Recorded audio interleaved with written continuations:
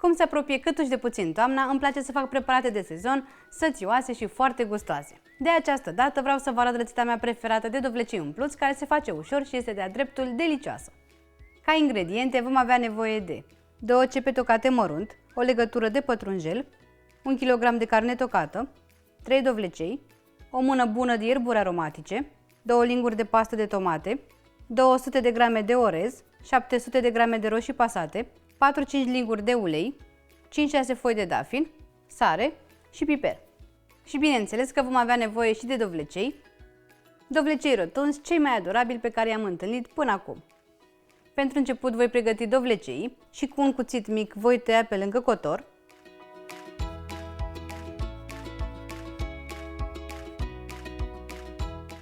Iar cu o lingură voi scoate miezul dovleceilor dinăuntru.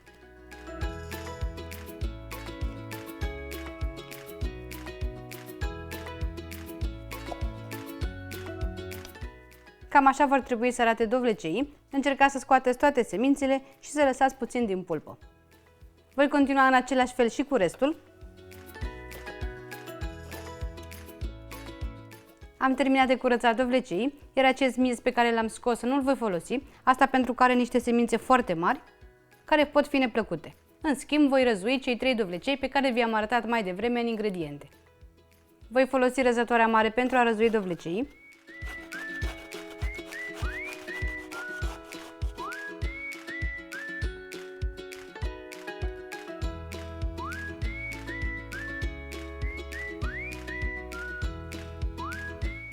Într-o cratiță ușor preîncălzită, voi pune jumătate din ulei,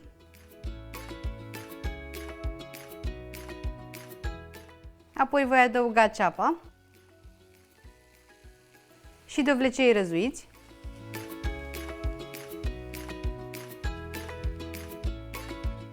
voi condimenta cu sare și piper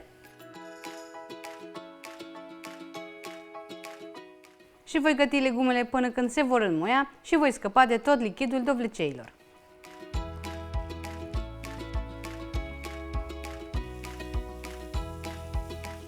Legumele sunt gata, însă înainte de a le folosi le vom lăsa să se răcească pentru aproximativ 30 de minute. Pentru compoziția dovleceilor umpluți voi începe cu carnea tocată. Peste ea voi pune amestecul de ceapă și dovlecei pe care l-am făcut mai devreme și care s-a răcit, orezul pe care l-am spălat înainte,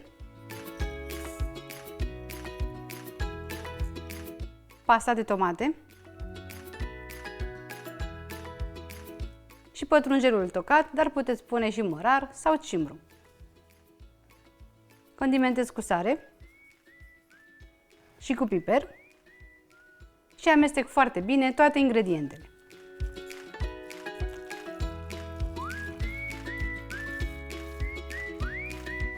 Umplutura este bine amestecată, iar datorită dovlecilor din compoziție va fi și dulceagă și foarte gustoasă.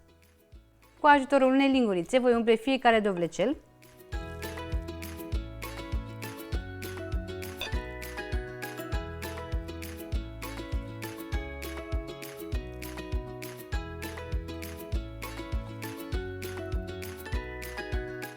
Am umplut dovlecei și am lăsat puțin loc în fiecare, asta pentru că orezul își mărește volumul în timpul fierberii și vreau să aibă loc toată umplutura. Într-o tavă pentru aragaz voi pune pentru început ierburile aromatice. Eu am aici un amestec de cimbru, oregano și busuioc, însă puteți pune orice fel de ierburi aveți, pot fi chiar și uscate. Le voi pune în tavă.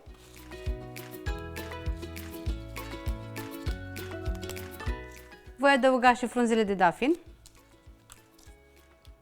Apoi voi pune roșiile pasate.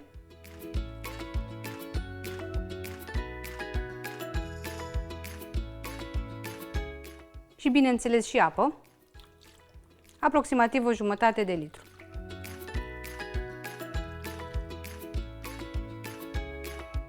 Adaug și uleiul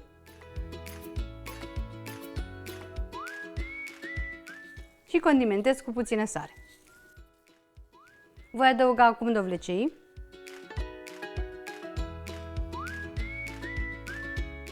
și voi mai adăuga apă pentru a putea fierbe.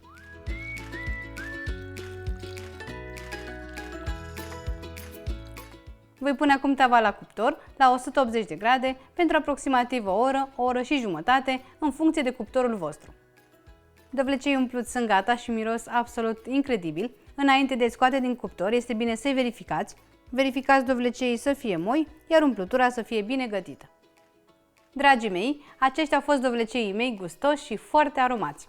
Umplutura este delicioasă, ușor dulceagă și cu un gust minunat de dovlecei.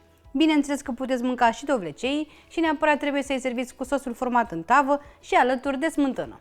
Dacă nu aveți acești dovlecei rotunzi, puteți umple și dovlecei normali sau puteți face un amestec de mai multe legume pe care să le umpleți. Roșiile merg foarte bine umplute, la fel și ardeii. Rețeta este simplă, gustoasă și pe placul întregii familii. Eu o fac des pentru familia mea, iar cei mici o adoră.